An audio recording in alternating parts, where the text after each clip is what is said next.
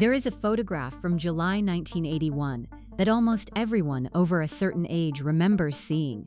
A 20-year-old girl in an enormous ivory silk taffeta gown stepping out of a glass carriage at St. Paul's Cathedral while 750 million people watched on television. Walking down that aisle behind her, holding the impossibly long train, were her sisters. Sitting in the front pew, dressed in pale aquamarine, was her mother. The cameras lingered on that mother's face for a long moment. She looked composed. She looked proud. She looked like exactly the sort of woman you'd expect to have produced a princess. What the cameras could not show you was that the woman in the aquamarine hat had walked out on that bride when the bride was 6 years old. That the bride had spent the years between her 6th and her 8th birthdays sitting on the front steps of Park House, waiting for a mother who had promised to come back and never quite did in the way a 6-year-old needed her to. That the woman in the front pew had lost custody of all 4 of her children in a court case her own mother testified against her in.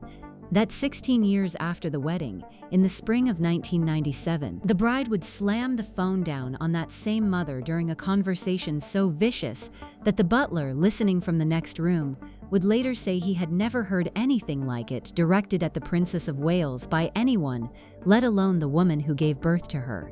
The bride would tell that butler, in the moments after the call ended, that she would never speak to her mother again as long as she lived. She kept that promise.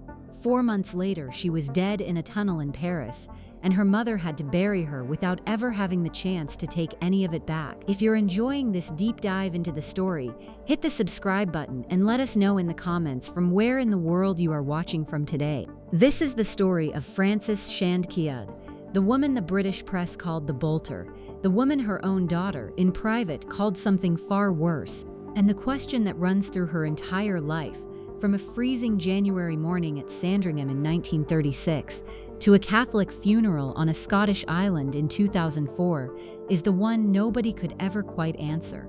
Was she cold? Was she selfish? Was she simply a woman trapped in a marriage and an era that gave her almost nothing? Or was she all of those things at once, in the way that real people usually are when you finally stop looking at the photograph and start looking at the life behind it? A child born the day a king died. Frances Ruth Roche was born on the 20th of January, 1936, at Park House on the Sandringham estate in Norfolk. It was a freezing winter morning, the kind that hung grey and still over the East Anglian coast for weeks at a time. King George V was dying that same day, 3/4 of a mile up the road in the big house at Sandringham. He drew his last breath at 5 minutes to midnight. Frances Roche took her first breath some hours earlier. The two events, the death of an emperor and the birth of an honorable, happened on the same parish lands within an afternoon of each other, and that single coincidence tells you almost everything you need to know about the world she was born into. It was a world in which her family rented a house from the royal family. Her parents were on first-name terms with the man who would, in less than a year, be crowned King George VI.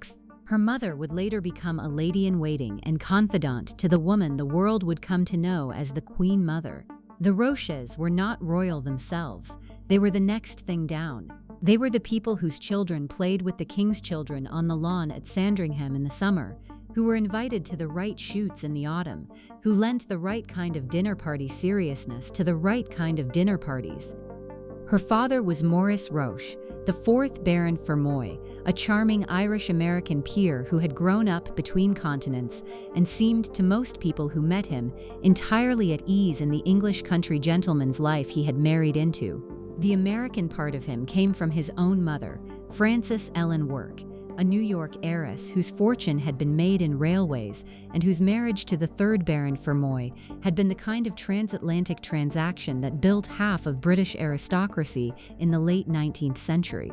The Irish part came from a family that had owned land at Trebolgan in County Cork for the better part of 300 years. Lord Fermoy was a friend of King George VI in the way that men of that era were friends, which is to say that they shot together, fished together, and didn't talk about anything that mattered. He sat in the House of Lords. He served as mayor of King's Lynn. He had been the Conservative Member of Parliament for King's Lynn from 1924 to 1935, and he would return to the seat from 1943 to 1945. He was, by every available account, a decent and likable man. Her mother was a more complicated proposition. Ruth Sylvia Gill, who became Baroness Fermoy upon her marriage in 1931, was the daughter of a Scottish colonel and had been raised with that particular Scottish Presbyterian sense of propriety that mistook stiffness for virtue. She was a gifted pianist, a woman of obvious intelligence and considerable charm in the right circles, and a snob of the kind that British aristocracy specialized in producing. Her devotion to the royal family was real, but it was also strategic. She understood, in the way that ambitious women of her generation often understood, that proximity to the throne was the single most valuable currency available to her, and she spent decades quietly accumulating it. By the time the Queen Mother was widowed in 1952, Ruth Fermoy was one of the small handful of women whose company she sought out in private. They would remain friends until Ruth's death in 1993. The friendship was warm in person and ruthless in its institutional consequences. The Queen Mother trusted Ruth Fermoy. Ruth Fermoy trusted the institution of the monarchy. The two of them, between them, made a small number of decisions in the 1960s and 1970s that would have catastrophic effects on people who were not in the room when the decisions were made. Frances would be one of those people. Diana, in due course, would be another. Frances was the third of 4 children, but the dynamics of her family were already complicated by the time she arrived. Her parents had lost a son, also called Edmund, who had died in infancy in 1934. Her elder sister Mary had been born in 1934 as well. Her younger brother Edmund, the heir, would arrive in 1939. Frances grew up in the middle, which is a position that anyone who has occupied it understands carries its own specific kinds of invisibility. She was not the firstborn daughter. She was not the long-awaited son. She was the spare. She was the one the staff loved because she was uncomplicated and funny and didn't expect anything. She was also, by some accounts, the one her mother had the least patience for. Ruth Fermoy had been raised to value composure, restraint, and the kind of well-mannered remoteness that the upper classes mistook for character. Frances, even as a child, was none of those things. She was warm, she was direct, she had a tendency to say what she thought. She had a sense of humor that was, by the standards of her mother's friends, slightly too earthy. She liked dogs more than people. She liked horses more than dogs. She was, in short, exactly the kind of daughter who would have driven a woman like Ruth Fermoy to despair. The Parkhouse years were not unhappy ones, exactly, but they were not the kind of childhood that produces emotionally robust adults either. Frances and her siblings were raised primarily by nannies, in the British aristocratic style of the period, which meant that the adult relationships in their lives were professional rather than parental. Their parents appeared at specific hours of the day in specific clothes for specific purposes. Bedtime kisses, when they happened, were performed rather than felt. Affection was rationed. Discipline was outsourced. The children played on the same lawns as Princess Elizabeth and Princess Margaret on royal visits to Sandringham, and Frances would later say that her earliest memory of the future queen was of a slightly bossy older girl who made everyone follow her rules in games of hide and seek. It was the sort of detail that sounded glamorous when she repeated it as an adult and was, in fact, deeply ordinary at the time. The royal children were the only other children of the right class for miles around. The intimacy was the intimacy of two households that had been thrown together by geography and by class, and the two households got on the way neighbors of similar income brackets generally get on, which is to say cordially and without any real depth. The war years complicated everything. Lord Fermoy's real war work was the quiet, often unrecorded kind that members of the King's Circle performed. Lady Fermoy, for her part, was at Sandringham frequently during the war, helping to manage the household and the parade of evacuees and military officers who passed through the estate. Frances and her siblings were dispatched, like most aristocratic children of their generation, to a series of houses and schools that felt safer than London. They were lucky compared to most British children of the period. They were also, in ways that became visible only decades later, profoundly emotionally neglected. Their parents loved them in the abstract way that distant parents of that era loved their children. Nobody hit them, nobody starved them, They simply grew up, as Frances later put it in one of the few candid interviews she ever gave, with a sense that affection was something other people had in their houses. She was sent to Downham School in Essex for her secondary education. It was the sort of school where the daughters of minor peers were sent to be made fit for the sort of marriages their mothers expected them to make. The curriculum was thin, the horsewomanship was good, the food was indifferent. The girls were taught to play the piano well enough to entertain their husbands' guests, to dance well enough to attract their future husbands at debutante balls, and to manage households well enough to run estates that they would inherit through marriage. They were not taught in any meaningful sense to think. Frances did the work she had to do. She was not academic. She had no particular ambitions beyond the ones her mother had for her, which were to be presented at court, to come out at a season of decent debutante balls, and to be married off to a man of suitable rank within 2 seasons of her coming out. She accepted this trajectory because she did not know there was any other trajectory available to her.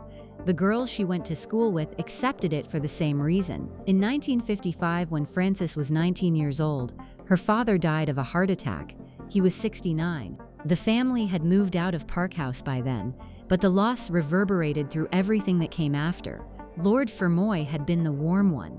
He had been the parent the children could joke with, the one who didn't mind if you had jam on your hands. Ruth Fermoy, freshly widowed and only 56, became more rigid in her grief rather than less, and the relationship between her and Frances cooled in ways that would never entirely recover. By the time her father died, Frances was already engaged. She had met Johnny Spencer, Viscount Althorp, at her older sister Mary's coming-out ball in 1953, when she was 17 and he was 29. He was handsome in the slightly soft, fair-haired English way that English girls were taught to find irresistible. He was the heir to one of the great Whig fortunes in the country, with an estate at Althorp in Northamptonshire that had been in his family for 4 centuries. He was an equerry to King George VI and then to Queen Elizabeth II, which meant he wore a uniform and bowed at things. He had, in short, exactly the sort of biography that Ruth Fermoy considered ideal for her daughter,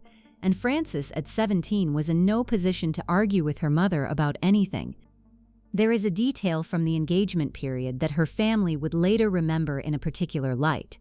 Johnny Spencer had been previously engaged. He had been engaged to Lady Anne Coke, the daughter of the Earl of Leicester, and the engagement had been broken off shortly before he met Frances.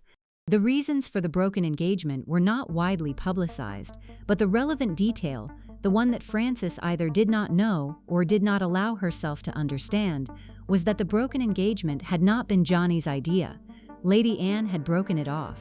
There were several different accounts of why she had done so. Some of those accounts, the ones that her family circulated in private afterward, suggested that there were aspects of Johnny's temperament that the Coke family had decided in the end were not suitable for their daughter. Frances did not have access to these conversations. Frances was 17 years old. She was in love, or thought she was, with the very tall and slightly distant man who had paid her attention at her sister's ball. By the time she knew about Lady Anne, in any practical sense, she was already married, the youngest bride at Westminster Abbey since 1893. The wedding of Frances Roche and Johnny Spencer Viscount Althorp took place at Westminster Abbey on the 1st of June 1954. Frances was 18 years old. She remains to this day the youngest woman to be married at the Abbey since 1893. The wedding was a state occasion in everything but name. Queen Elizabeth II attended, the Queen Mother attended, the Duke of Edinburgh attended, the bride wore a gown of Duchess satin and the Spencer family tiara. The groom wore his Royal Scots Greys dress uniform. The photographs from the day, which exist in considerable number, show a young woman who is undeniably beautiful and who is also visibly, almost shockingly young. She looks like someone's daughter at her own mother's wedding. The man beside her looks like someone's father. The wedding presents, by the standards of the period, were extraordinary. The Queen sent a writing desk. The Queen Mother sent silver. Various cousins of the bridegroom from minor European royal houses sent the kind of objects that arrived in velvet boxes and were placed, immediately upon receipt, into bank vaults from which they would never be removed in the lifetime of the recipient. The wedding breakfast was held at St. James's Palace. The honeymoon was at Althorp itself. the Great Spencer House in Northamptonshire, which Frances had visited only twice before the wedding, and which was, when she arrived as the new Viscountess, the largest private residence she had ever been required to consider as her own home. Althorp had 90 rooms. Many of them were uninhabitable. The roof was in poor condition. The bills for heating were astronomical. The art collection was world-class. The staff was depleted from its pre-war levels, but still extensive enough to bewilder a young woman who had grown up in a rented royal cottage and had been spared, until that moment, the experience of trying to give orders to a butler who had been at the house longer than she had been alive. The marriage was a disaster from the beginning, although the disaster was the slow, social, well-mannered kind that the British aristocracy specialized in producing. There was no single rupture in the early years. There was instead a steady accumulation of small wrongs, of unmet expectations, of the kind of incompatibility that becomes evident only when two people are trapped in a country house together with too much time and too much wine. Johnny Spencer wanted a son. He wanted a son in the way that men of his class and generation wanted sons, which is to say that he understood the entire architecture of his life, his title, his estate, his sense of himself in history, to depend on producing one. Frances was 18. She had no particular feelings about producing male heirs to 400-year-old earldoms. She had wanted in some vague way to be married and to be loved and to have a home of her own. What she got instead was a husband who measured her, month by month, by whether she had failed to produce the specific kind of child that his lineage required. There was also, in the marriage from the very beginning, a temperament problem that nobody in either family wanted to discuss. Johnny Spencer was not a violent man in the way that men were sometimes violent in the British aristocracy of the period, which is to say that he did not beat his wife regularly. He did, however, have a temper. He had what Frances would later describe, in conversations with her closest friends, as a black mood. The mood would come over him without warning. It would last for hours. During the mood, he could not be reasoned with. He could be cold. He could be sarcastic. He could, on the worst days, shout at his wife in front of the staff in a way that left her shaking for the rest of the afternoon. Frances did not know how to handle the moods. Nobody had taught her how to handle them. Her own father had not been a man of moods. The first time she watched her husband's face go dark over something she had said at breakfast, she felt, as she would later put it, as though she had walked into a wall in the dark. She did not know what she had done. She did not know how to undo it. She learned, over the course of the first year of the marriage, the way that wives of men with tempers learn, which is by watching and adjusting and being ready to apologize for things that had not been her fault. Their first child, Sarah, was born in March 1955, 9 months after the wedding. She was a daughter.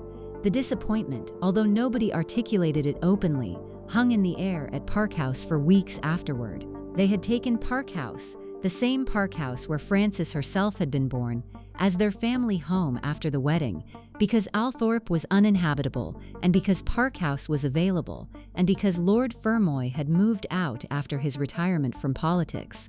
The lease was generous. The arrangement suited everybody except possibly the new Viscountess, who had spent her own childhood at Park House and now found herself raising her own children in the same nursery she had been raised in, with the same wallpaper, in the same emotional climate, under the watchful eye of a husband who had begun to resemble her father in some ways and her mother in others. Their second child, Jane, was born in February 1957. She was also a daughter. By this point, Johnny's disappointment had hardened into something colder. Frances, who was 21 years old and had now produced 2 daughters in 2 years, was sent to a Harley Street specialist to determine, in the language of the period, what was wrong with her. The answer, of course, was that nothing was wrong with her. The sex of a child is determined by the father's chromosomes. The medical profession in the late 1950s did not always communicate this fact to aristocratic husbands, however, and Johnny Spencer was permitted to continue believing that his wife's reproductive system was somehow defective. The visits to Harley Street were humiliating. Frances was examined by a series of men in white coats who treated her, in the manner of the period, as a slightly malfunctioning piece of household equipment. They prodded her. They asked her questions about her menstrual cycle, in the same tone they might have used to ask the cook about the condition of the larder. They sent her home with various recommendations involving diet and rest, none of which had any scientific basis, and all of which were widely accepted at the time. Frances did what she was told. She did not know enough to argue. She was 21. Her mother, who would have been the natural person to consult about such matters, was the kind of mother who did not discuss such matters. Frances was alone with her husband's disappointment and with the doctor's bills, and the disappointment month by month was making her smaller. The third pregnancy, in 1960, ended in the worst possible way. On the 12th of January 1960, Frances gave birth to a son at Park House. They named him John, after his father. He had a lung defect. He lived for approximately 10 hours and then he died. Frances was not allowed to see him before he was taken away. She was not allowed to hold him. She was not allowed to say goodbye. This was the standard practice in British maternity care in 1960, particularly in cases of infant death, where the prevailing medical wisdom held that the mother would recover more quickly if she was not given the opportunity to bond with the dead child. Frances would later say, in one of the most quietly devastating sentences in any of her interviews, that the pain of not having been allowed to hold her son never went away. After all these years, she said, the pain never goes away. Losing a child is something you carry. You do not put it down. The death of baby John changed her marriage in ways that the marriage was not equipped to survive. Johnny blamed her. He did not blame her openly. He blamed her in the way that people blame each other in country houses, which is by withdrawal, by silence, by the specific cold attention to small failures that signals a much larger one. Frances, for her part, was 23 years old, grieving a child she had never been allowed to look at, and married to a man who treated her grief as evidence of her inadequacy. She was sent back to the specialist. She was prodded and tested and examined. She was told to try again, and quickly, because the heir was still missing and the estate was still waiting. The pressure was, by any modern measure, monstrous. The fact that nobody at the time recognized it as monstrous is a fact about the period rather than about the people involved. Aristocratic women of Frances's generation had been raised, almost from birth, to understand that the production of male heirs was the central biological function of their existence. The fact that this function was both unpredictable and unfair did not enter the conversation. Frances accepted the role she had been given. She tried again. Diana arrived on the 1st of July 1961 at Park House. She was a fourth daughter. The disappointment in the Spencer household at her birth was so palpable that her father did not bother to register the birth for a week. Frances would later say that she had been desperate for Diana to be a son, not because she herself cared about the sex of the child, but because she understood that another daughter would be experienced by Johnny as another failure on her part. The fact that Diana arrived healthy and lovely and was, by every account, an unusually beautiful baby did not soften the disappointment.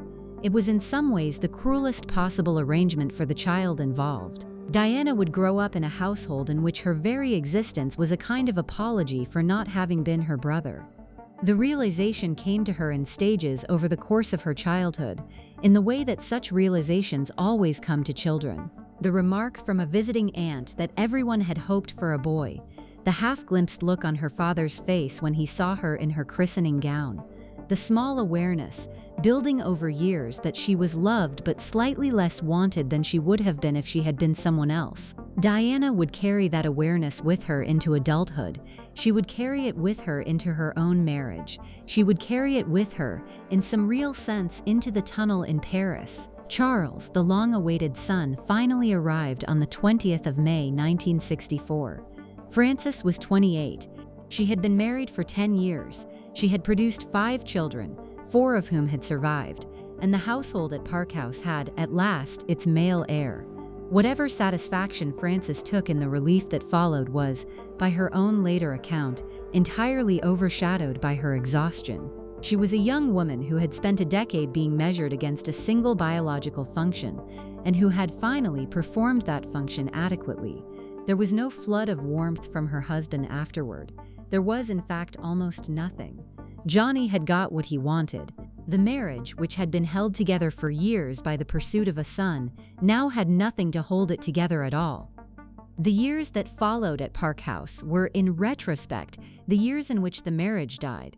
They were also, almost incidentally, the years in which the 4 small Spencer children formed the lifelong bonds with each other that would later carry them through everything that came after. Sarah was the oldest, sharp and witty and already showing signs of the volatile intelligence that would later make her one of the more complicated figures in the Spencer family. Jane was the calm one, the peacemaker, the daughter who already at 7 years old knew when to fetch a glass of water and when to disappear into another room. Diana was the dreamy one, soft-hearted and easily wounded, the child who pressed flowers and arranged her teddy bears in neat rows, and who even as a small girl seemed to feel the temperature of the house more acutely than her siblings did. Charles, the baby, was adored by his sisters and largely ignored by his parents in the way that 4th children often are. The 4 of them formed a kind of unit.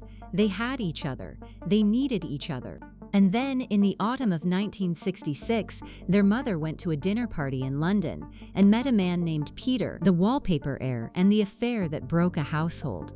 Peter Shand Kydd was not, on paper, the kind of man you would expect to wreck a marriage between an English viscount and his beautiful aristocratic wife. He was the heir to a wallpaper fortune. The fortune was real, but it was not Titanic. His family had made their money in Australia, in the unglamorous business of decorating other people's walls. He was already married. He had 3 children of his own. He was 41 years old in 1966, 11 years older than Frances, and he was, by every account from people who met him, an enormously charming man. He was funny, he was kind, he was relaxed in a way that English aristocratic men of Johnny Spencer's class almost never managed to be. He had a sailor's tan, he had been around. He treated Frances, the first time they met, like a grown woman with thoughts of her own, rather than like a slightly inconvenient piece of furniture in a house she happened to share with her husband. For a woman who had spent 12 years being treated by her husband as a kind of breeding apparatus with a face, the effect was instantaneous. His half-brother was a slightly more famous figure in his own right. Bill Shand Kydd, the former champion amateur jockey, was married to Christina Duncan, whose sister Veronica was married to a man named John Bingham. John Bingham would, in November 1974, become known to the world as Lord Lucan, the British peer who allegedly murdered his children's nanny in the basement of his London house and then disappeared, never to be seen again. The Shand Kydd connection to the Lucan case was tangential. Peter himself had no involvement in any of it. But the name Shand Kydd in British society of the late 1960s was already a name that the tabloids enjoyed printing for reasons that had nothing to do with wallpaper. The affair began in the autumn of 1966 and proceeded for several months in the way that aristocratic affairs of the period typically proceeded, which is to say discreetly and with the active assistance of friends who lent their London flats for the relevant afternoons. Frances and Peter both understood that what they were doing was, by the standards of their world, catastrophic. Divorce in the British upper classes of the late 1960s was not unheard of, but it was still rare enough to be socially ruinous, particularly for the woman involved. The man could, with some difficulty, recover. The woman could not. Once a wife had been named as the guilty party in a divorce action, certain doors closed permanently, certain invitations stopped arriving. Certain friends who had been your friends for years suddenly remembered that they had other commitments. Frances knew all of this. Peter knew all of this. They went on with the affair anyway because they had, by their own later accounts, fallen in love with each other in a way that neither of them had previously experienced. It is worth understanding what the affair gave Frances that her marriage had not given her. What Peter Shand Kydd gave Frances in the autumn of 1966 and the spring of 1967 was the experience of being heard. He listened when she talked. He did not interrupt her. He did not change the subject when she said something that bored him. He laughed at her jokes, including the ones that were not particularly funny, which is the single most reliable diagnostic test for love in the British aristocracy. He asked her questions about her childhood. He asked her questions about her favorite books. He asked her on one of the early afternoons they spent together in someone else's flat in Mayfair what she would have done with her life if she had not been married at 18. Frances did not have an answer. She had never been asked the question. She had to think about it for a long time. The fact that someone had bothered to ask was in itself more than her own husband had managed in 12 years of marriage. In the summer of 1967, the situation became untenable. Frances had been seen with Peter in London too many times.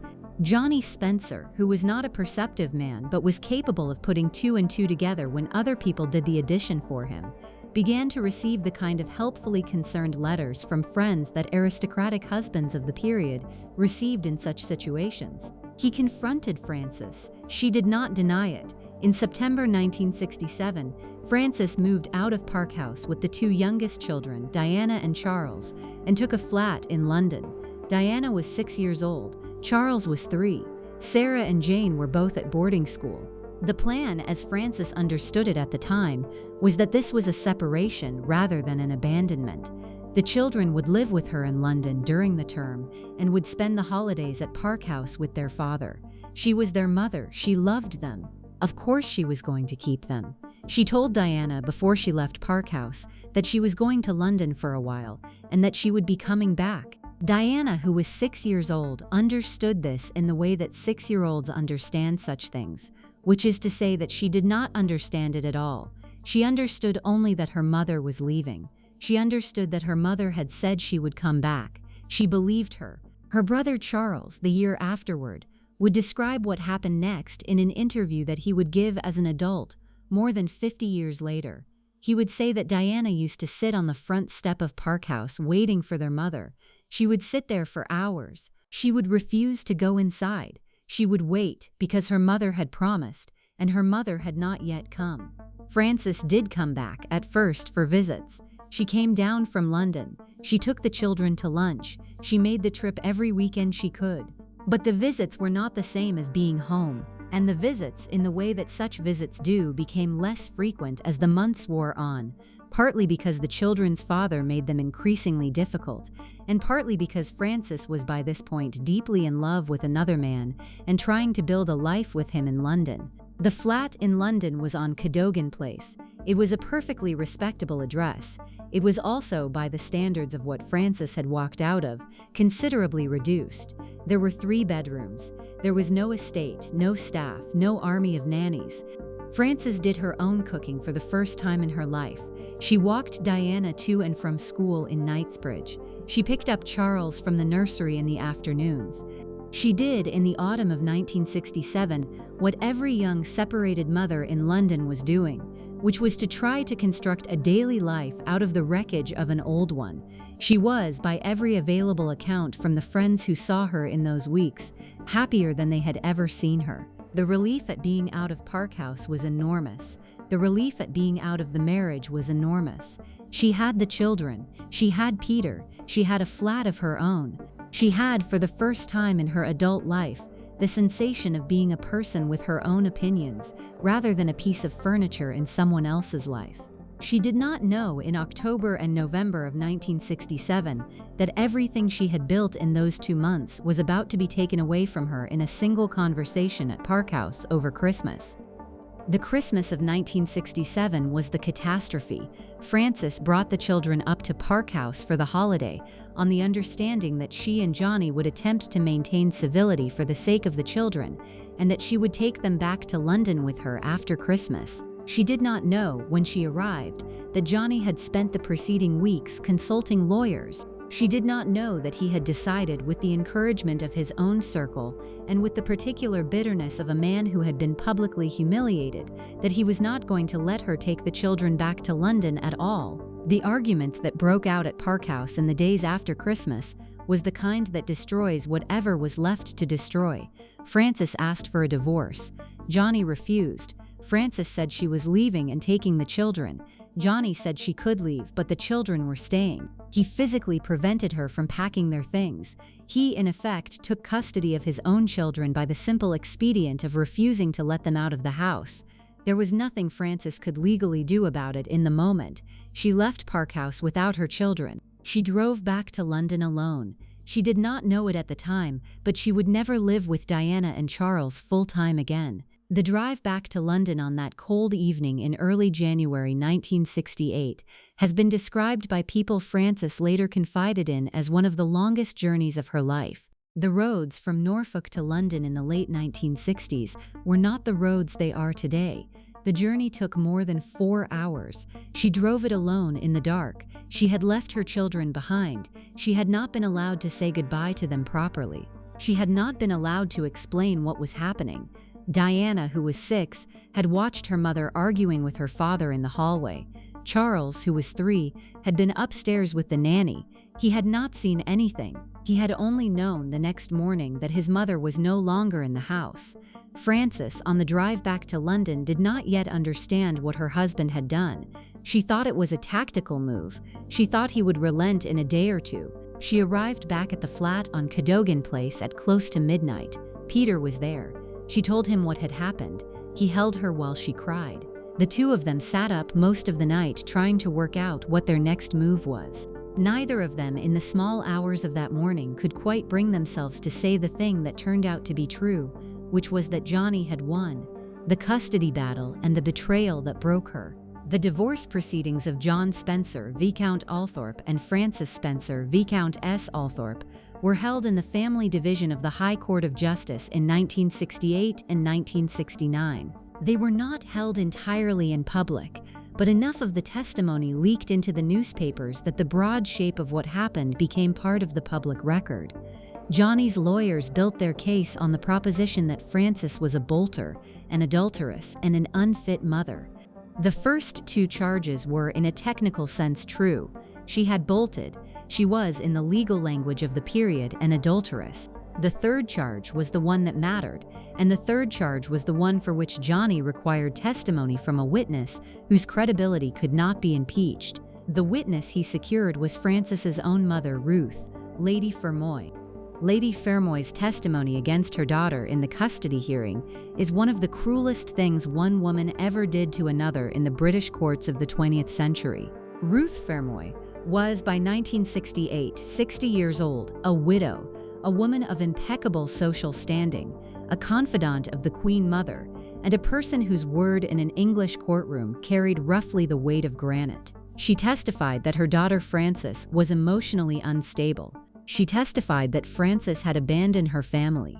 She testified in the careful, devastating way that aristocratic women of her generation knew how to testify, that the children would be better off with their father. Whether Ruth Fermoy actually believed any of this is something that her own family was never able to determine afterward. Some thought she did.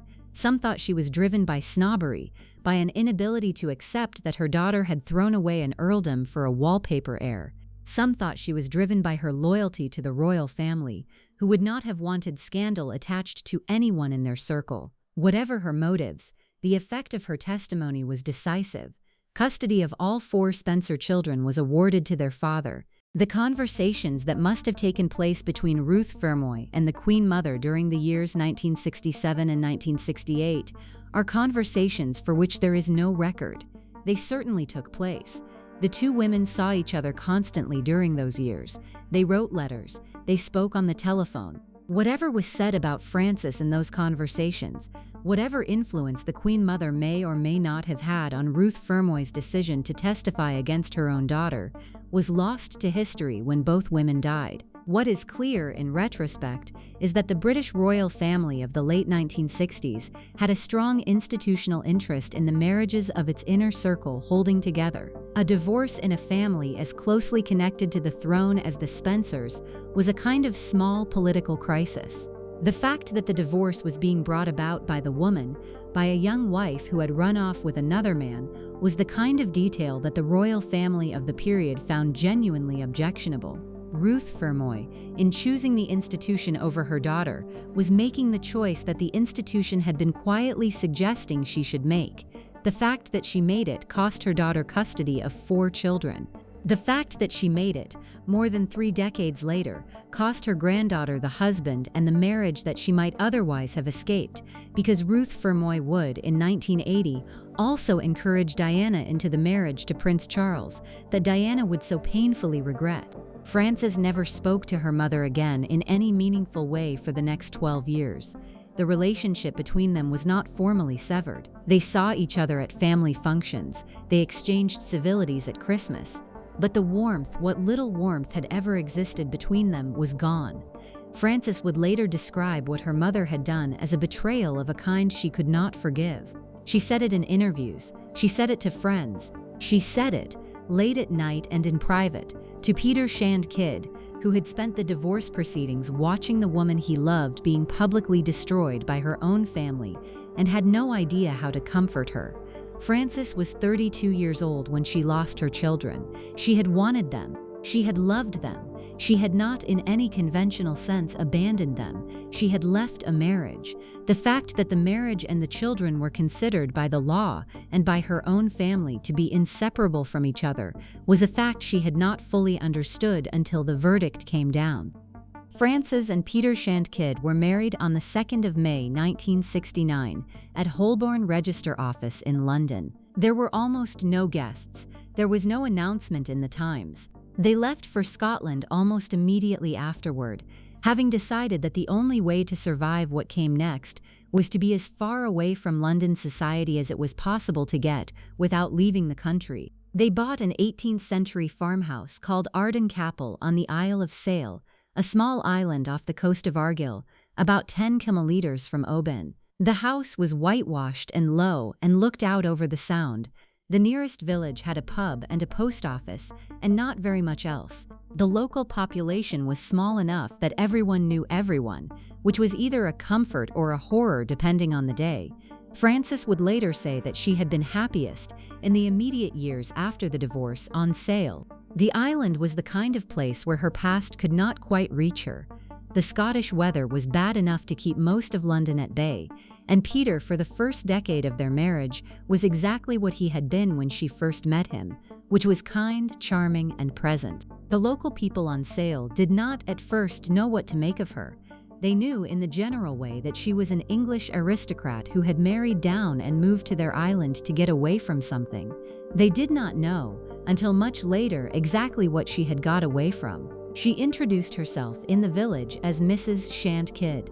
She did not use the courtesy title that she was, by some readings, still entitled to as the divorced wife of a viscount. She wore Wellington boots. She walked her dogs. She bought her groceries at the local shop. She was, in the gradual way of a person settling into a small community, accepted. But the cost of Sail was the children. They were at Park House with their father, hundreds of miles away.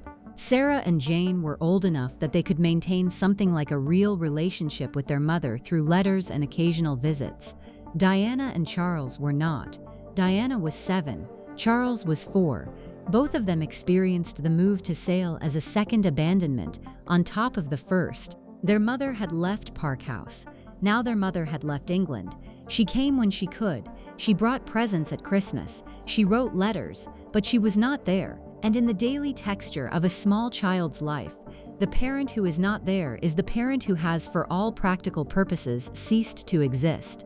Diana would later tell her biographer, Andrew Morton, that the years after her mother's departure were the loneliest of her life. She would describe lying awake at night listening to her younger brother cry in the next room. She would describe in the same interview walking down the long corridor of Park House in the dark to comfort him because there was no one else who was going to do it.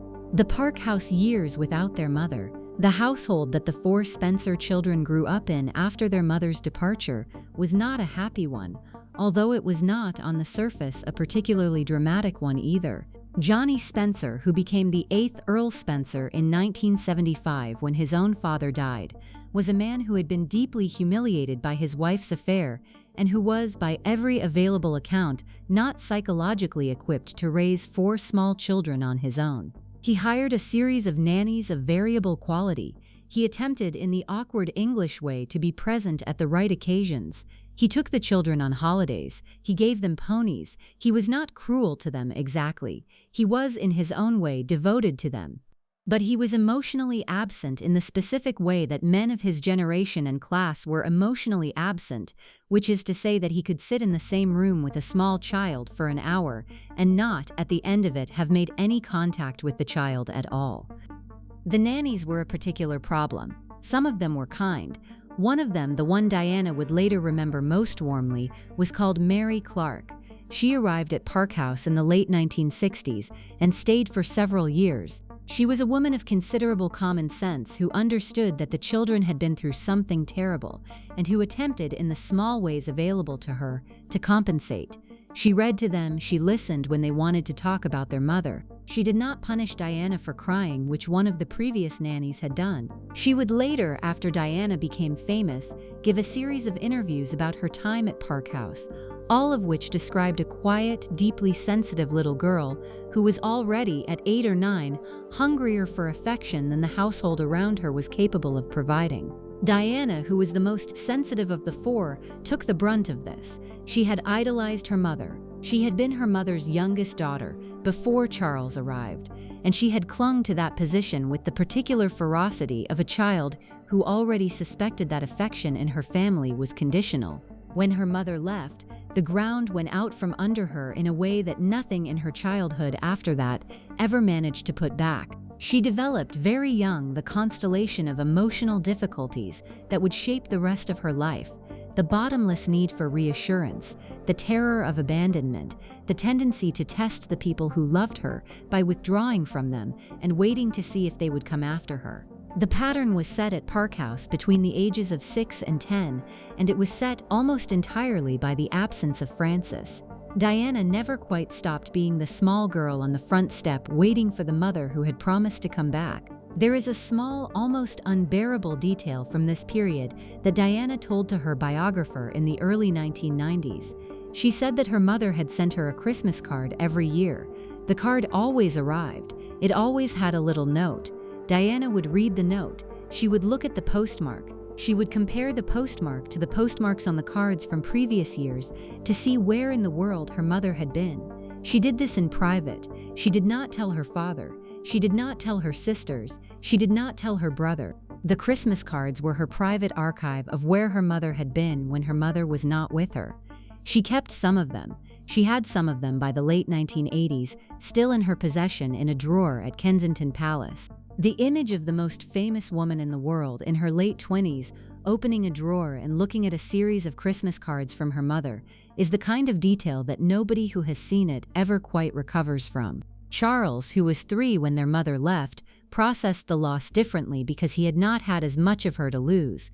He grew up with a kind of low-grade grief that he did not, until much later in life, recognize as grief. He learned very early not to expect emotional warmth from his parents, and he developed instead a sharp, intellectually combative personality that served him well at school and would later make him one of the most articulate critics of the press in Britain. The famous eulogy that he delivered at Diana's funeral in 1997, in which he excoriated the tabloids that had hunted his sister to her death, was the work of a man who had been preparing the speech in some sense since he was 3 years old. Sarah, the oldest, had her own difficulties, although they took longer to surface. She struggled at school. She was expelled from West Heath for drinking. She developed in her late teens the eating disorder that the Spencer family would later, with some justification, suggest had run through their daughters as a kind of unwelcome inheritance. She had a brief and well-publicized flirtation with Prince Charles in the late 1970s, which ended in the way these things did, with Sarah's name being kept quietly out of the newspapers and Sarah herself being relegated to the role of older sister whose function in the family narrative was to have introduced Diana to her future husband at a country house weekend in 1977. Sarah would later marry a man called Neil McCorquodale and settle into a life of considerable quietness in Lincolnshire. Jane was the steady one. She married Robert Fellows, who became the Queen's private secretary in 1990 and remained in that role through the entire crisis of Diana's marriage and divorce and death. The position placed Jane in an impossible situation, married to the man whose professional responsibility was to manage the institutional response to her sister's increasingly public unhappiness. She handled it with the kind of steady, almost invisible decency that the Spencer family did not, on the whole, produce in abundance. She was, by every account, the sister Diana could rely on most reliably, the one whose loyalty was not contingent on which way the wind was blowing, the one who turned up. There was also, in those Park House years, the catastrophe of rain. In 1976, Johnny Spencer, by then the 8th Earl Spencer, met a woman called Rain McCorquodale, Countess of Dartmouth. She was the daughter of the romantic novelist Barbara Cartland. She was already married to the Earl of Dartmouth. The two of them began an affair that the Spencer children, who had thought their lives were already as complicated as lives could get, watched with a mixture of horror and disbelief. Rain divorced her husband. She married Johnny Spencer in July 1976 at Caxton Hall in London in a register office ceremony that none of the 4 Spencer children attended. They had not been told the wedding was happening. They learned about it from the newspapers. The relationship between Rain and the 4 children was, from that point onward, an open and operatic disaster. They called her Acid Rain. They blamed her for selling family heirlooms to pay for renovations at Althorpe. They blamed her for monopolizing their father's attention. They blamed her, in some unspoken way, for being a stepmother at all, which is to say for occupying a position in their father's life that their own mother had vacated, and that they had not yet stopped grieving. Frances, on sale, watched this from a great distance and said almost nothing. Frances, watching all of this from Scotland, was largely powerless to intervene. She visited when she could. She wrote letters, she made phone calls. But the central, ordinary, daily texture of her children's lives was happening hundreds of miles away from her, and she was not part of it. She had built, on sale, a small life for herself and Peter. She ran a gift shop in the village. She kept sheep. She walked the coast in the mornings with her dogs. She was, for a while, content. But the contentment was the contentment of a woman who had paid an enormous price for it, and who knew in the back of her mind that the price was not yet finished being collected. She also bought, in those years, a sheep farm in Yass, New South Wales, in Australia, which she and Peter visited regularly. The Australia connection was Peter's. His family fortune had been made there. He had cousins there. He was, in some essential way, an Australian rather than an Englishman, despite the years he had spent in London running his business. Frances liked Australia. She liked the wide skies. She liked the absence of the British class system. She liked the way that nobody in a small town in New South Wales had any particular interest in who she had been married to before. The Yass farm became for a decade a place she escaped to when the press attention in Britain became too much. The engagement that changed everything. On the 24th of February 1981, Lady Diana Spencer became engaged to Charles, Prince of Wales. The announcement was made from Buckingham Palace. Diana was 19 years old. She had known Charles, in the casual aristocratic circles way, for several years. She had been pursued by him for less than a year. The engagement, from the moment it was announced, became the single largest news story in Britain, and one of the largest news stories in the world. The photographers descended on every member of her family within hours. Her father at Althorpe gave a slightly bewildered interview to the BBC. Her sisters were doorstepped at their respective homes. Her brother, who was at Eton, found himself surrounded by reporters who wanted to know what his sister had been like as a small girl. And on the Isle of Seal, off the west coast of Scotland, a 50-year-old woman who had spent the better part of 15 years trying to disappear from public life, looked out of her kitchen window and saw a press photographer climbing over her stone wall. What is sometimes forgotten about the engagement is how recently it had been arranged. Diana had been a kindergarten assistant in Pimlico in the autumn of 1980. She had been sharing a flat with 3 girlfriends at Coleherne Court in Earl's Court. She had been, by every available description, an extremely young and innocent and unformed young woman of 19 years old, with no particular plans for her life beyond getting through the week. The courtship with Prince Charles had been brief. The proposal had come in February 1981, after Diana had been to Balmoral and Sandringham a handful of times. She had said yes immediately. She would later say that she had not, in the moment of saying yes, fully understood what she was saying yes to. She had thought she was saying yes to a man. She had not realized that she was, in some larger sense, saying yes to an institution.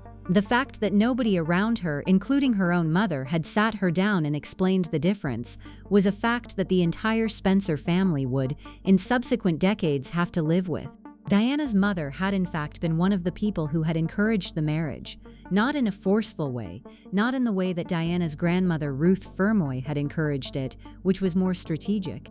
But Frances had, in the autumn of 1980 and the early weeks of 1981, told her daughter that the Prince of Wales seemed like a kind man, and that the position would suit her. Frances would not have used the word position, in fact, in those conversations. She would have used the word marriage. But the position was what she was talking about. Frances, of all people, ought to have understood the difference between a marriage and a position. Frances, of all people, had been put into a position at 18 and had spent 12 years trying to get out of it. The fact that she did not, in the winter of 1980, take her daughter aside and explain what a position felt like from the inside was either an act of cowardice or an act of denial, or perhaps it was simply the act of a woman who did not have the right words and did not know how to begin. If you find this story engaging, please take a moment to subscribe and enable notifications. It helps us continue producing in-depth content like this. Frances was, by her own later account, completely unprepared for what the engagement did to her life. She had not seen Diana with any regularity since Diana had moved to London the previous year to share a flat with friends. She had no idea that the courtship had progressed as far as it had. She learned about the engagement, as half of Britain did, from the morning news, and within 24 hours of the announcement, the modest privacy that she had built for herself on Seal was gone. The British tabloid press, in the early 1980s, had not yet reached the levels of feral aggression that they would reach by the end of the decade, but they were on their way, and a recently divorced mother of the future Princess of Wales, living in a remote farmhouse in Scotland, was exactly the kind of story they had been waiting for. Frances refused to give interviews. The press took photographs of her through her windows instead. She refused to comment. The press invented quotes for her. She tried to leave the island. The press followed her to the mainland and photographed her there. Within a month of the engagement, she had become a public figure against her will, and there was no available mechanism by which she could become a private one again. The wedding itself, on the 29th of July 1981, was an experience that Frances would later describe in deeply mixed terms. She was, on the one hand, immensely proud of her daughter. She had not been entirely sure, given everything that had happened in Diana's childhood, that Diana would arrive at the age of 20 as a young woman who was capable of being loved in public. She was beautiful. She was, on the wedding day, the most photographed woman in the world. Frances, sitting in the front pew of St. Paul's Cathedral, watched her youngest daughter walk down the aisle on the arm of an Earl Spencer who had recently suffered a serious stroke and could barely manage the walk, and she felt, by her own later admission, every conflicting thing it was possible for a mother to feel: pride, grief, anger at her ex-husband, relief that the day was going well, bafflement at the fact that her own life, which had been so painfully reduced to the small dimensions of an island in Scotland, had suddenly been blown open onto a stage that 750 million people were watching. The years after the wedding, which the public remembers as the years of the People's Princess, were also the years in which Frances watched her daughter become an institution that she, as a mother, had no real access to. Diana belonged to the palace now. She belonged to the schedule. She belonged to her husband and to the country and to the press and to a complicated set of institutional obligations that her mother, on a Scottish island, simply could not penetrate. Frances saw Diana when she was invited to see Diana, which was less often than she would have wished, and not often enough to maintain the kind of intimate relationship that the previous decade had already eroded. When she did see her, she saw a young woman who was visibly miserable in ways that her mother, of all people, recognized. Frances had been married off at 18 to an older aristocratic husband who did not understand her. Diana, in her own way, had walked into the same trap. The fact that Diana's older aristocratic husband was the future king did not make the trap less recognizable. Frances would tell friends in the early 1980s that she could see in her daughter's face the same thing she had seen in her own face in the mirror at Park House 20 years earlier. She did not know how to help. She had not, in the eyes of the world, been a particularly successful exemplar of how to escape such a marriage. The advice she might have given, she did not feel entitled to give. So she said very little, and Diana, who needed her mother in those years more than at any time since her 6th birthday, did not receive the kind of maternal support that she was so visibly looking for. There were specific moments at which Frances might have intervened and did not. There was the moment in the autumn of 1981 when Diana, who was already pregnant with William, was so unhappy at Sandringham at Christmas that she threw herself down a flight of stairs. She did not lose the baby. She did not break any bones. She did, in that moment, signal in the most dramatic possible way that something was deeply wrong with her marriage and with her life inside the palace. The royal family, in the manner of royal families, did not respond to the signal in any meaningful sense. They closed ranks. They acted as if nothing had happened. Diana told her mother about the incident in a phone call several weeks later.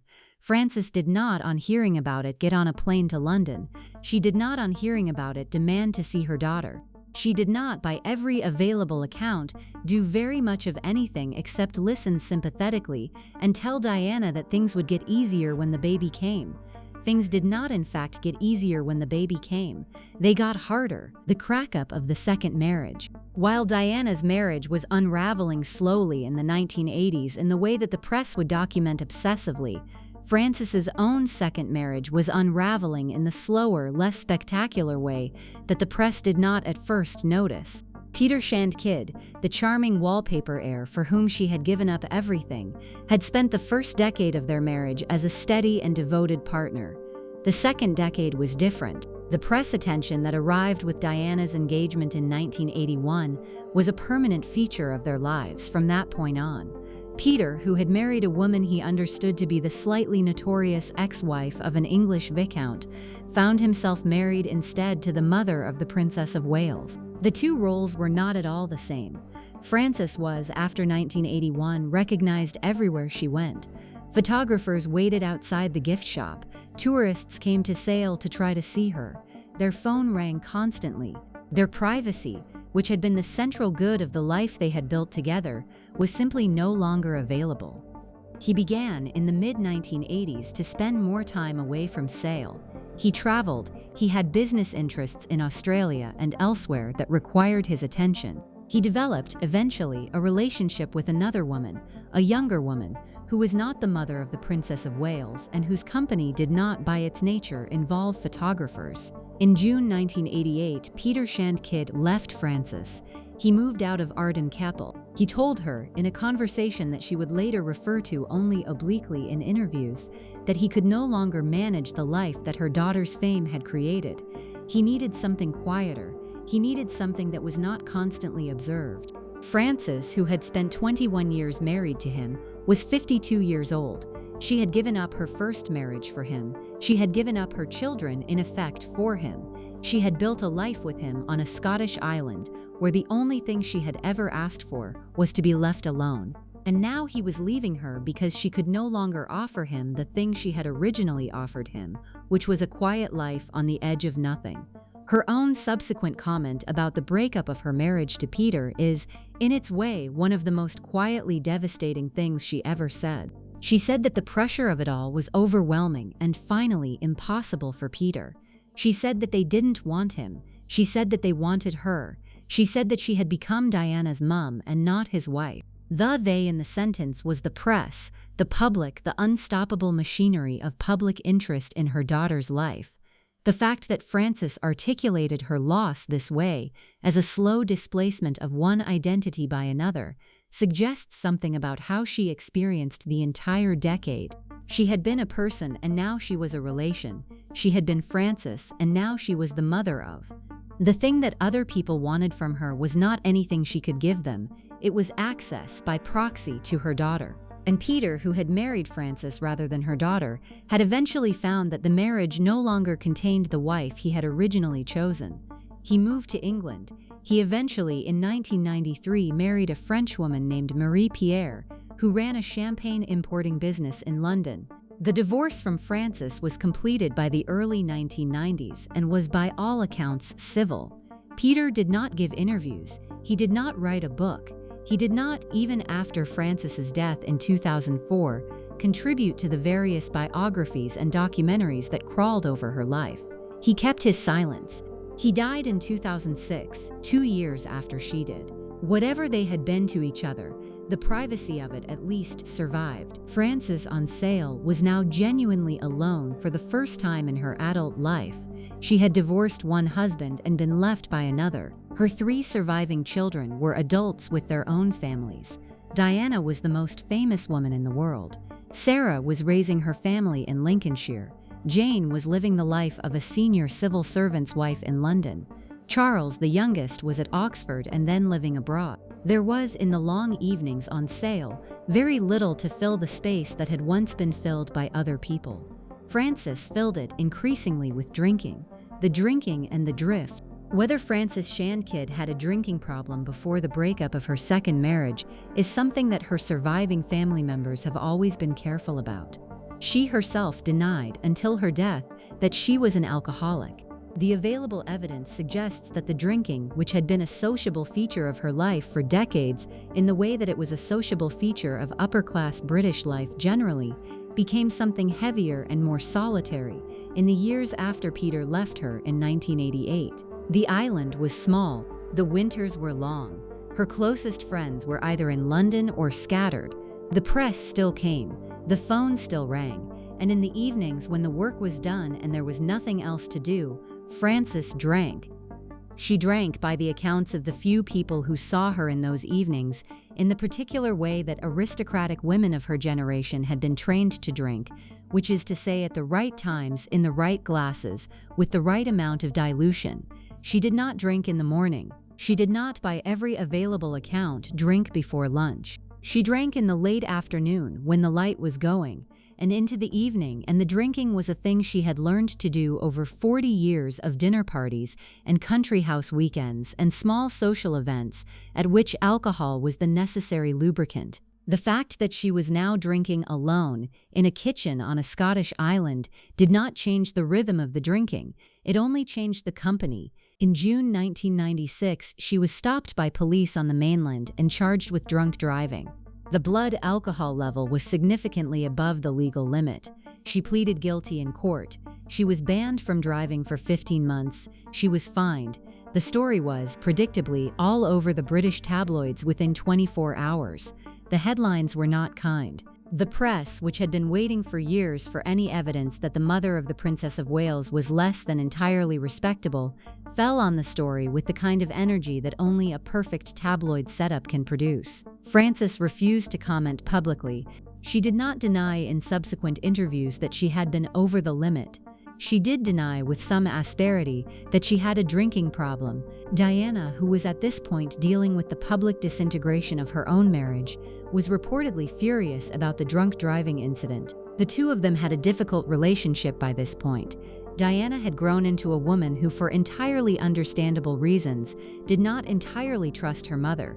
The trust that had been broken in 1967 had never quite been put back together, and the various small failures of Frances's later mothering, the missed birthdays, the awkward Christmases, the conversations in which Frances seemed not to understand what Diana needed from her, had accumulated into a relationship that was warm at the edges but cold at the center. The drunk driving conviction in 1996, coming at a time when Diana was already under enormous public scrutiny, was experienced by Diana as a kind of betrayal. Her mother, of all people, ought to have understood the importance of staying out of the newspapers. The cool terms had begun, in fact, in the early 1990s, when Diana had cooperated with the journalist Andrew Morton on the book Diana, Her True Story, which had appeared in 1992 and had detonated the public image of the royal marriage. Diana had not told her mother she was cooperating with Morton.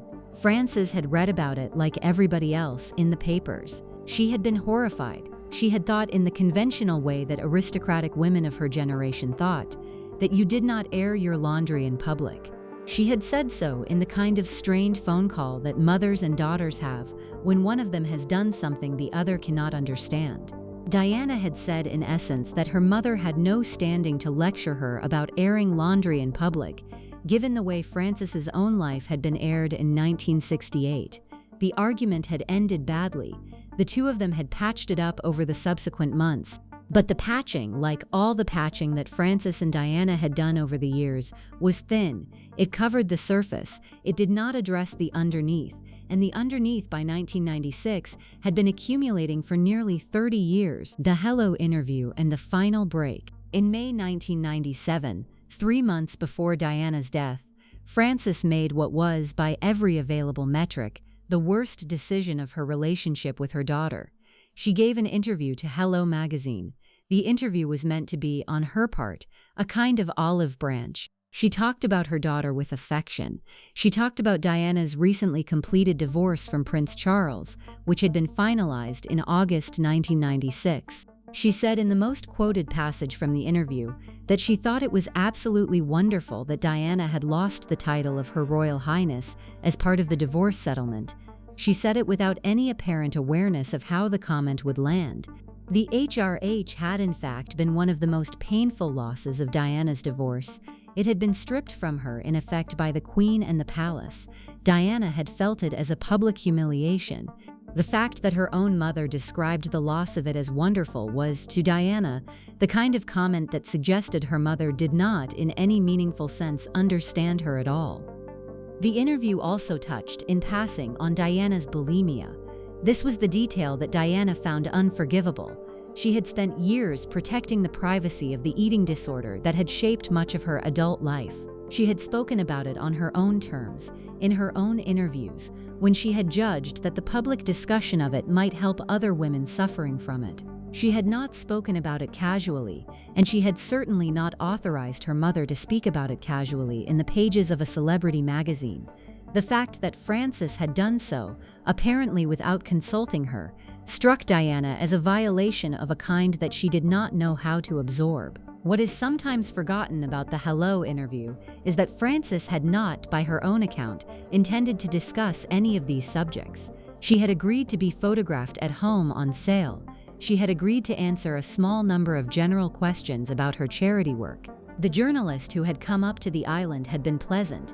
The conversation had been long. Frances, who had not given a major interview in years, had relaxed. She had said more than she meant to say. She had not asked to see the transcript before publication. When the magazine appeared, Frances was as horrified as anyone by some of what was in it. She had not meant to talk about the HRH. She had not meant to talk about the bulimia. She had been led by a skilled interviewer over a long afternoon into territory she would not have entered on her own. The fact that she had been led there did not, of course, undo the damage. The interview was in print. 500,000 people had read it. Diana had read it. Diana's reaction was the reaction of a woman who had been publicly betrayed by the one person in her life who, in theory, ought to have known how to protect her. The phone call that followed the publication of the Hello interview was the one that the butler, Paul Burrell, would later describe in court testimony and in his books. Diana had asked Burrell to listen in on the call, which was unusual but not unprecedented. She wanted a witness. Whether she anticipated what was coming, or whether she simply wanted to make sure that someone other than her could vouch for what was said, is not entirely clear. What is clear is that the call, when it came through, was not the kind of call that anyone wanted to be a witness to. Burrell would later describe Frances's voice on the phone as slurring, which suggested she had been drinking. He would describe the content of what she said as a torrent of abuse. The abuse was not, by his account, primarily directed at Diana for the Hello interview, although it touched on that. The abuse was directed at the men Diana was seeing at the time. Diana had had a relationship that year with the Pakistani-born heart surgeon Hasnat Khan, and a separate friendship with a London-based entrepreneur named Gulu Lalvani.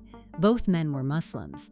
Frances, who had converted to Catholicism in 1994 and had become, in the last years of her life, increasingly religious in a way that her family did not always know how to handle, took strong exception to her daughter's choice of male company. The language she used, according to Burrell's later testimony, was the language of religious bigotry.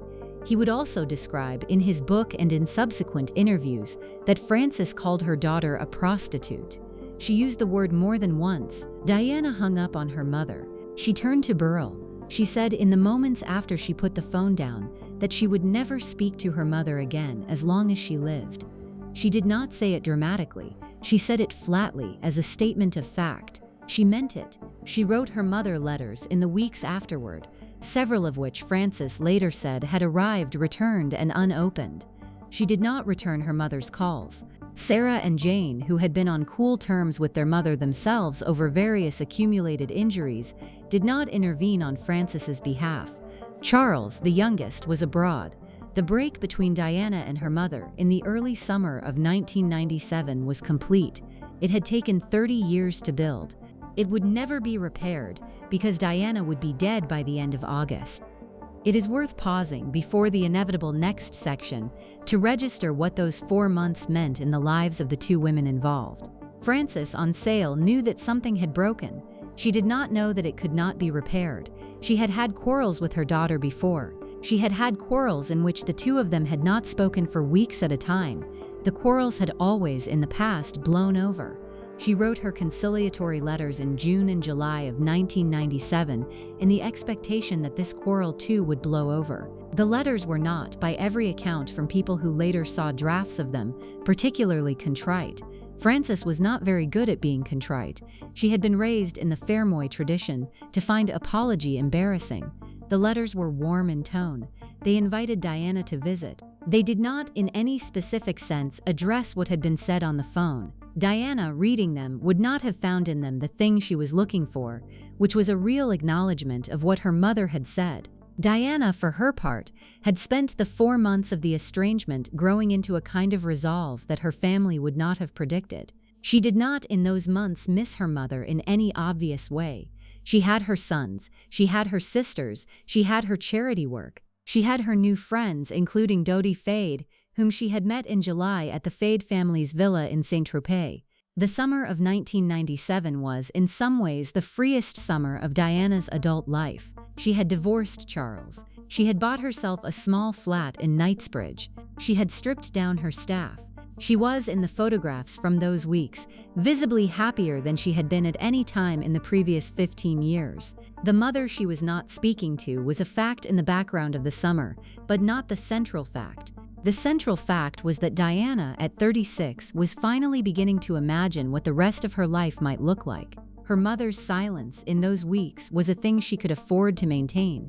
She was going to deal with it later. She was going to deal with it after the summer. She was going to deal with it in the way that we all imagine we will deal with the difficult conversations in our lives when there was time.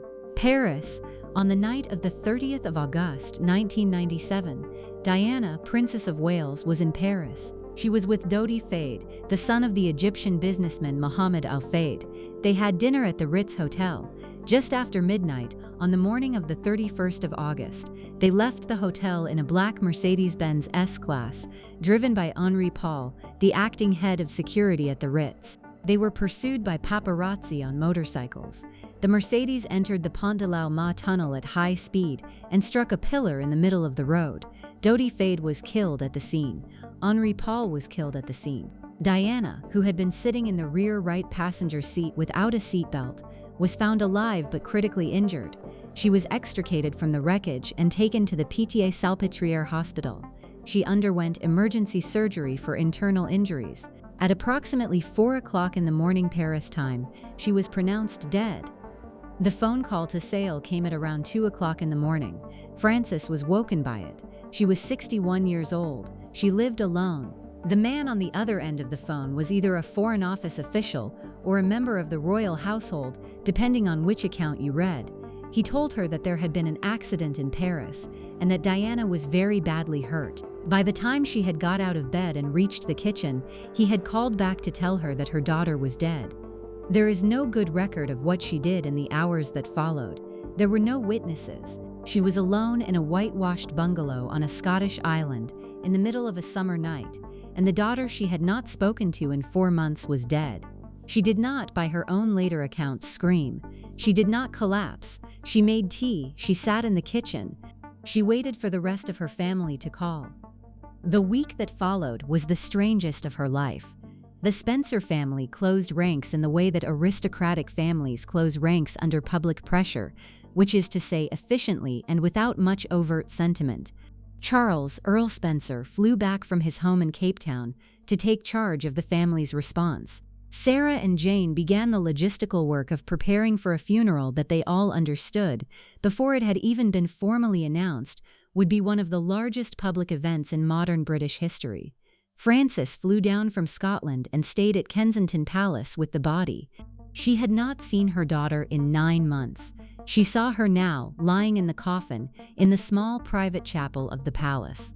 What she said to her daughter in that room is something she never told anyone. What she felt, looking at the face of a woman who had hung up on her in May and was now beyond the reach of any apology she might have wanted to make, was something she occasionally hinted at in interviews afterward, but never described in detail. She would say once or twice that the months between May and August 1997 were the months she would have given her life to be able to do over. There was, in the days between Diana's death and the funeral, a small private detail that did not appear in the press.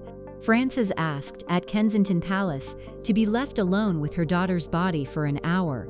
The request was granted. She sat in the chapel by herself, in a chair beside the coffin, for the full hour. Nobody knows what she said. Nobody knows whether she said anything. The fact that she asked for the hour, and that she stayed for the full hour, is the only thing that is on the record. The funeral was held at Westminster Abbey on the 6th of September 1997. Frances walked behind the coffin. She wore black. She did not weep openly. The cameras, which were watching her with the kind of attention that the cameras had been giving her since 1981, recorded a woman who appeared composed and devastated in equal measure. Her son Charles, in the eulogy that followed, delivered the speech that made him briefly a national figure in his own right. He attacked the press. He attacked the institution of monarchy by implication for its treatment of his sister. He spoke about Diana as a woman whose blood family would now do everything in their power to protect her sons from the same forces that had destroyed her. The speech was the most articulate public expression of grief that the Spencer family had ever produced. Frances, sitting in the front row, listened to her son speak about her dead daughter. She would later say that her daughter's funeral, strange as it might sound, was the proudest day of her life, proud of Diana, proud of her elder daughters who had read at the service, proud of her son. It was the kind of thing only a mother who had spent her entire life on slightly the wrong side of pride could have said. She buried her daughter at Althorpe, on a small island in the middle of the ornamental lake on the family estate. Diana's body was placed on the island in a sealed lead coffin. The island was inaccessible to the public. Visitors to Althorpe in the years afterward could see it from the shore. They could not, by design, get any closer. Frances visited the island regularly in the years after the funeral. She would be rowed across by Charles or by one of the estate staff. She would sit at the gravesite for a while. She would be rowed back. She did not ever, in any interview or any book or any conversation that has been recorded, describe what those visits were like. The visit to Henri Paul's family. There is one detail from the weeks after Diana's death that is sometimes overlooked. Frances Shand Kydd, in October 1997, made a private trip to Lorient and Brittany. She had asked, through intermediaries, whether the family of Henri Paul, the driver of the Mercedes, would receive her. Henri Paul was the man who had driven her daughter into the pillar in the Pont de l'Alma tunnel. His blood, when it was tested after the crash, had contained levels of alcohol and prescription medication that had since become matters of considerable public controversy. The press, in the weeks since the crash, had spent considerable energy demonizing him. His family, in Lorient, had been doorstepped repeatedly. They had refused all interviews. They were, by every account from people in Lorient, devastated. They had lost their son. They had lost him in a way that the international press had decided was his fault. They had not been allowed to grieve in private. Frances went to see them. She went without press. She went without family. She went with a single assistant. She sat with Henri Paul's parents in their kitchen for several hours. She did not, by every account from the people who heard about the visit afterward, blame their son for what had happened. She told them that she had lost her daughter. She told them that they had lost their son. She told them that the two of them, the parents on both sides of the crash, had more in common with each other than either of them had with the institutional machinery that had built up around the disaster. She drank coffee with them. She left a small gift. She flew back to Scotland. The visit was, in its way, one of the most graceful things that any member of either family did in the years following the crash. It was also, in its way, completely uncharacteristic of the version of Frances that the British press preferred to print. The bolter, the cold mother, the drunk on the witness stand, the woman who had alienated her daughter, was not the woman who flew to Lorient to sit in a kitchen with the parents of the man who had driven her daughter into a wall. They were the same woman. The fact that the two of them were the same woman is the kind of fact that does not fit neatly into the version of a public life that the press is interested in selling. The years after the loss, the years that followed Diana's death were, for Frances, a strange combination of devotion, decline, and the gradual narrowing of a life that had already been considerably narrower than the world imagined. She returned to Sale. She kept the gift shop.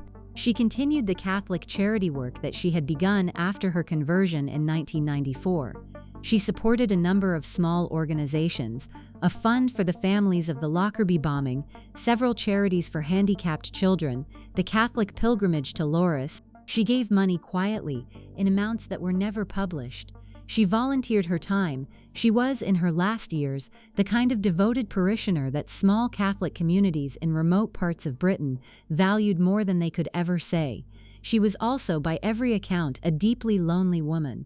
Her conversion to Catholicism was, in retrospect, the single most important event of her late life. She had been raised Anglican, in the loose, undemanding way that the British aristocracy was generally raised Anglican. The Anglicanism had been part of the social furniture. Catholicism was different. Catholicism, as Frances understood it after her conversion, was a religion in which actions had consequences and in which forgiveness had to be earned. She took it seriously. She went to Mass several times a week. She went to confession regularly. She made the pilgrimage to Lourdes more than once, the last time in considerable physical discomfort because of her Parkinson's disease. The Catholicism gave her, in the last decade of her life, a structure she had not previously had. It also, by the testimony of the priests she confided in, gave her a vocabulary for what she had done in her life. She had walked out on her marriage. She had walked out on her children. She had spoken cruelly to her daughter in the months before her daughter died. These were sins. She named them as sins. She confessed them as sins. She did the penance she was given. She did not believe by the time she died that any of it had been forgiven, but she did believe that the work of asking for forgiveness was the work she had been given to do, and she did it. She maintained relationships with her 3 surviving children, although those relationships were uneven. Sarah and Jane were attentive and dutiful. Charles, who had inherited Althorp upon their father's death in 1992 and had a busy life as the 9th Earl Spencer, was a more distant presence. The grandchildren were the central joy of her last decade. William and Harry, in particular, made the trip to Sale when they could. William, who was old enough by the early 2000s to make his own travel arrangements, visited his grandmother several times in the years before her death. He read a lesson at her funeral when she died. Harry, who had been 12 when his mother was killed and was the more visibly damaged of the 2 boys, was also present at the funeral. Both princes had inherited from their mother the warmth and the directness that Frances herself had been raised without, and the visits to Sale were, by her own quiet account, the closest she came in those years to feeling like a grandmother in the ordinary sense rather than a public figure in the Diana-related sense.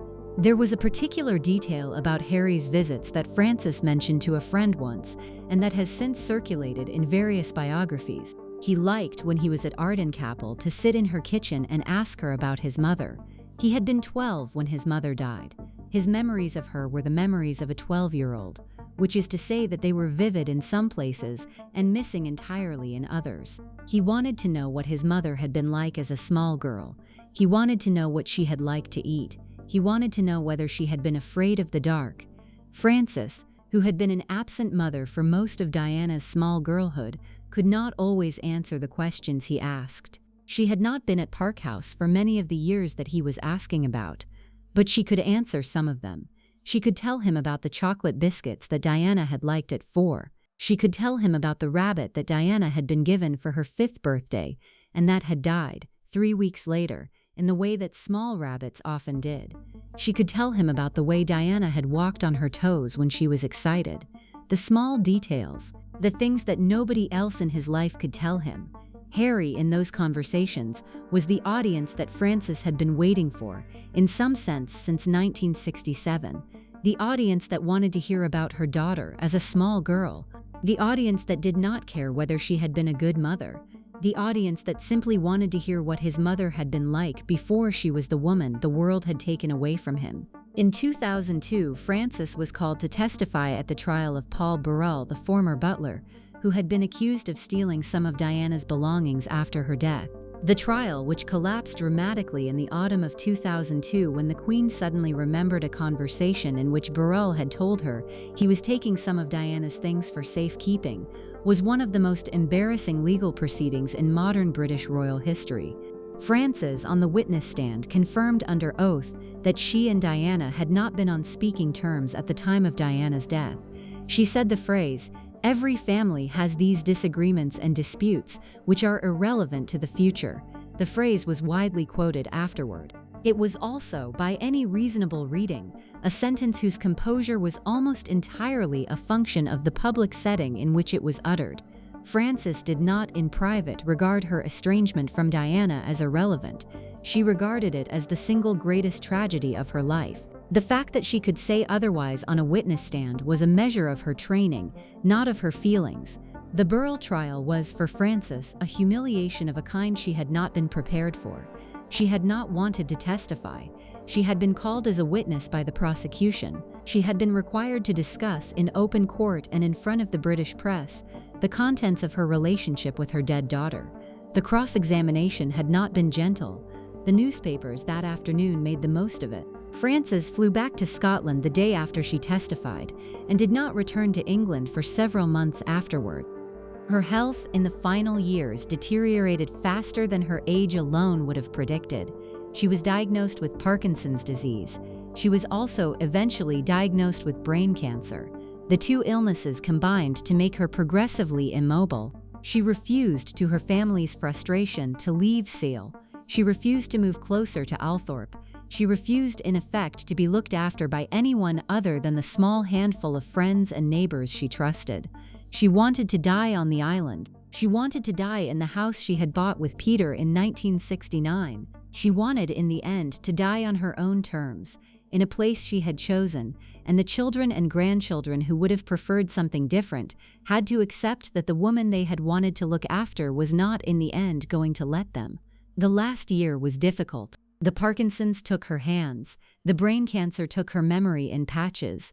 There were good days and bad days. The good days, by the accounts of the people who saw her, were good.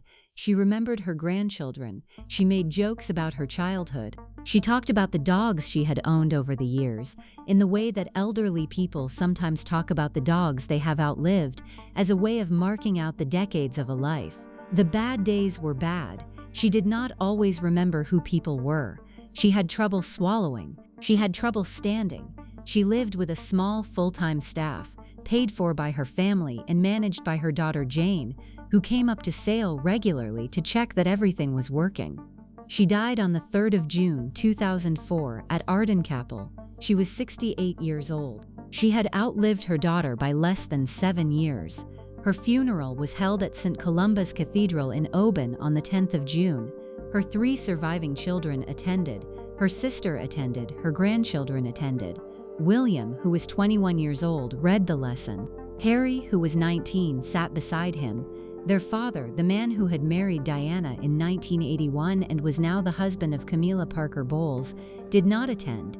He was in Washington representing the British royal family at the state funeral of Ronald Reagan, who had died the same week. The conflict of funerals was not by anyone's account deliberate. It was, however, a measure of the strange and slightly cold relationship that Frances had always had with the Windsor family her daughter had married into. She was buried at Pennyfewer Cemetery in Oban. Her grave is plain. It bears her name. It does not mention her daughter. The reading that William gave at the funeral was, by accounts from people who were there, beautifully delivered. He had chosen the passage himself. It was from the Book of Revelation, the one about God wiping away every tear from their eyes. It was the kind of passage that grandsons of grandmothers who have died slowly choose for grandmothers who have died slowly. The fact that William, the future king, was the one delivering it from the lectern at St. Columba's in Oban on a wet morning in June 2004 was one of those quiet ironies that ran through the entire life of Frances Shand Kydd. She had spent her adult life trying to be invisible. She had spent her adult life trying to be no more than a small woman on a small island. And here, at the end, was her oldest grandson, the most photographed young man in the world, reading her funeral lesson in a small cathedral in a small Scottish town, while the press was kept at a respectful distance by the local police. What she left behind. The estate that Frances Shand Kydd left behind was modest by the standards of her birth and her marriages. She had not been a rich woman in her later years. The Spencer settlements at her divorce in 1969 had been generous by the standards of the time but had not made her wealthy by aristocratic standards. The wallpaper money had supported a comfortable rather than lavish life on sale. By the time she died, her assets consisted primarily of the house at Ardencapel, a small portfolio of investments, and her personal possessions, including some jewelry that had been in her family for generations. She left her estate in the conventional way to her surviving children and her grandchildren. There were charitable bequests. There were small specific items left to friends. There was no scandal. There was no surprise. There was instead the orderly winding up of the affairs of a woman who had never lived more grandly than she had to. The legacy of her life, however, is a more complicated thing than the estate. Frances Shand Kydd was, in the most literal sense, the woman who gave the world Princess Diana. She was the mother whose particular failures of presence in Diana's childhood shaped the particular hungers that defined Diana's adult life. She was the woman whose own failed marriage to a controlling older aristocrat became, in some real sense, the template that Diana unknowingly replicated when she walked up the aisle of St. Paul's at the age of 20. She was the woman whose abandonment of her children in 1967 became one of the central facts of Diana's emotional autobiography. And the absence she left in Diana's life was the absence that no amount of public adoration, no amount of charity work, no amount of fame, no amount of love from her own sons was ever quite able to fill. None of which is to say that Frances was a bad mother in any simple sense. She was a young woman trapped in a marriage to a man who treated her badly. She left that marriage in the only way that was available to her, which involved an enormous cost to her children. She did not anticipate the cost. She did not at the time fully understand what she was doing. She paid for it for the rest of her life, in ways that were public and ways that were private, and she lost her daughter in the end without ever having the chance to repair what had been broken between them. The 4 children she had carried, the 5 if you counted the baby John, scattered after her death in the way that grown-up children scatter. Sarah continued to live in Lincolnshire with her husband and her children, and continued, in her quiet way, to be an aunt to William and Harry. Jane continued to live the life of a senior civil servant's wife in London, with the same quiet steadiness that had defined her since she was a teenager. Charles at Althorpe raised his own children and rebuilt the family estate, and gave occasional interviews about his sister that always reminded the public that there had been a family before there had been a princess. The grandchildren grew up. William married Catherine Middleton in 2011 and became the Prince of Wales after the death of his grandmother the Queen in 2022. Harry married Meghan Markle in 2018 and, in 2020, left the institution of British monarchy in a way that his own mother, in some sense, had been trying and failing to leave her entire adult life.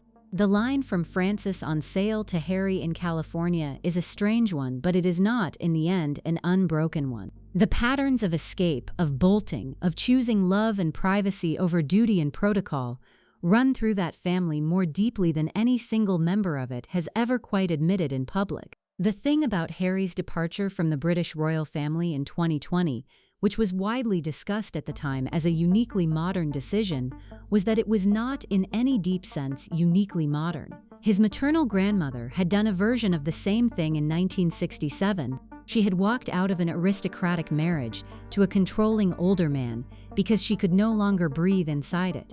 She had paid for the choice with her children, her social position, her reputation, and a series of subsequent griefs that had marked her until her death. Harry, in 2020, walked out of an institutional marriage to a controlling older institution because he could no longer breathe inside it. He paid for the choice in the contemporary currency of social media outrage, family estrangement, and a series of subsequent griefs that he has, at various points, attempted to discuss in public. The two cases are not identical. They are not unrelated either. The fact that the British royal family produces, every generation or two, a person who cannot remain inside its structures is one of the more reliable patterns in the family's modern history. Frances was one of those people. Diana was another. Harry, in due course, was a third. The fact that Harry never had the chance to know his grandmother particularly well, because she died when he was 19, is one of the small losses of his own subsequent life. She would have understood. She had walked the same road. She had paid in similar coin. What history remembers about Frances Shand Kydd is the bolter, the cold mother, the woman who left her children, the woman whose own mother testified against her, the woman whose daughter would not speak to her in the months before her death, the woman who drank, who lived alone, who buried 2 of her children and lost a third to a fight that could never be repaired. What history is less interested in remembering is the young woman who lost a baby at 23 and was not allowed to hold him before they took him away. The teenager who had been married off to a man 11 years her senior on the strength of his title and her mother's social ambitions. The woman who fell in love with a kind man in 1966 and made the only choice that seemed at the time available to her, and who paid for that choice with everything she had. The grandmother who walked her own granddaughter's husband to the altar through letters, who read to her grandsons on the few weekends a year they could come up to Scotland, who lived her last decade in a whitewashed bungalow on an island and did her quiet charity work and tried, with what was left of her, to be a person who had done some good. She was not a warm woman. She was not, by the standards of modern parenting, a particularly successful mother. She was capable of cruelty in private, and capable of bad judgment in public, and capable of saying the precisely wrong thing to the precisely wrong daughter at the precisely wrong moment, in a way that ensured that the last conversation she ever had with that daughter was a phone call that ended with the receiver being slammed down. She was also, by every available account from the people who knew her best, a woman who had been formed by a childhood without affection, who had been failed by her own mother in a courtroom in 1968, who had been left by the man she loved in 1988, and who had buried more than her share of grief in a life that had on the surface looked like a fairy tale. The Kelly sisters had Grand Philadelphia, the Vanderbilts had Manhattan terraces, the Taylors had California and Rome. Frances Shand Kydd had Seal, a small island, a whitewashed house, a gift shop, a garden full of stones the sea had thrown up over the centuries, a view of the Sound, a daughter she had lost long before the tunnel in Paris, and a daughter she had never quite found her way back to. She was difficult, she was complicated. She was, in many ways that the people who loved her most could attest to, exactly the kind of mother who would have been impossible to please. She was also, in the end, a woman the press would always describe by what she had walked out of, rather than by what she had walked into. The bolter. The phrase stuck. It was both true and not true, in the way that the most damaging single words about a person usually are. If you stand at her grave at the right time of year, when the wind off the Firth of Lorne is at the right angle and the gulls are wheeling overhead, and the light is the particular cold grey light that Western Scotland produces in the early evenings, you can see the shape of a life that was much larger and much sadder than the headstone admits. You can see the Parkhouse girl who married up at 18 and lost a son at 23. You can see the young mother who fell in love with a wallpaper heir and walked out of her marriage and into a court case that her own mother helped to lose. You can see the woman on a Scottish island in 1981 looking out of her kitchen window at the photographer on her wall. You can see the woman on the witness stand in 2002 saying, "Every family has these disagreements and disputes," with the steady voice that had taken her 66 years to learn how to produce. You can see the mother burying her daughter at Westminster Abbey in 1997, behind a coffin draped in a royal standard, while close to 100 million people watched on television. You can see a woman whose entire life was shaped by a series of choices she made when she was too young to understand them, and who spent the rest of that life paying for those choices in the small private ways that the public never sees. The story of Frances Shand Kydd is not the story of a villain. It is not the story of a saint. It is the story of a woman who was given a particular set of circumstances at a particular moment in British history, and who made the choices she made for the reasons she had, and who watched as those choices took everything she loved away from her one piece at a time. She lost her son in 1960. She lost her marriage in 1967.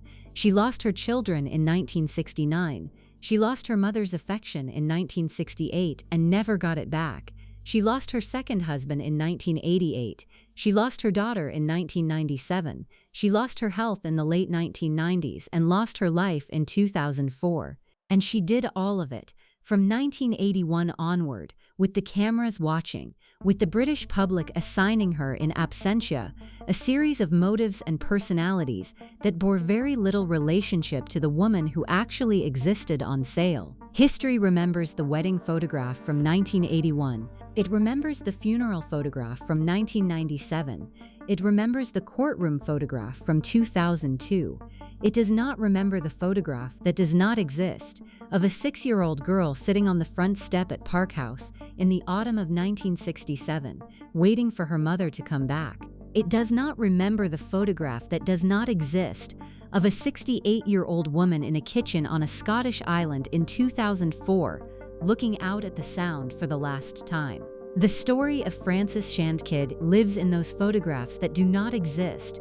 The cameras were never there. They had been somewhere else on the days that mattered most. What the Spencer family leaves behind, taken together, is a more complicated story than the fairy tale ever suggested. There was the wedding of the century. There were the divorces. There was a princess. There were the sons who came after her. There was an earl who delivered the most famous eulogy of his generation. There was a mother who watched from a Scottish island as the family she had walked out of in 1967 became, in 1981, the family the entire world was watching. There were the ordinary catastrophes of a life that ran longer than the press cared about. There were the small kindnesses that nobody photographed. There was, beneath all of it, an Irish-American girl who had been born at Sandringham on the day a king died, and who had never quite shaken the feeling all her life that she had been born at the wrong house on the wrong day, and that the life she had been given had been a slightly larger size than she had ever been able to wear comfortably. The fairy tale was the wedding. The fairy tale was the dress, and the carriage, and the cathedral. The fairy tale was the mother in the aquamarine hat, sitting in the front pew at St. Paul's, watching her youngest daughter become a princess. The reality was longer and harder and less photogenic, and it ended, as such realities tend to, in a small graveyard in a small Scottish town in the early summer of 2004, with 3 middle-aged Spencer children and 2 young princes standing in the rain while the priest read the words, and the gulls turned over the harbor, and the woman who had spent her entire adult life trying to disappear from public view finally, mercifully, got her wish. She buried her daughter. She buried her son. She buried, in a sense, both of her marriages. She buried her own mother in 1993, with the small composure of a woman who had not forgiven her mother and was not by then expecting to. She buried her brother. She buried her sister Mary. She buried, by the time she was 65, almost everyone she had grown up with. The list of the dead by the end of her life was longer than the list of the living. She did not, by every available account, complain about this. She had been raised in a tradition that did not complain. She had buried what she had to bury. She had said the prayers she had to say. She had done the work she had to do. And then, on a morning in June 2004, in a whitewashed bungalow on a small Scottish island, she finally was permitted to put it down. If you enjoyed this video, please like and subscribe to our channel so you never miss out on more fascinating stories.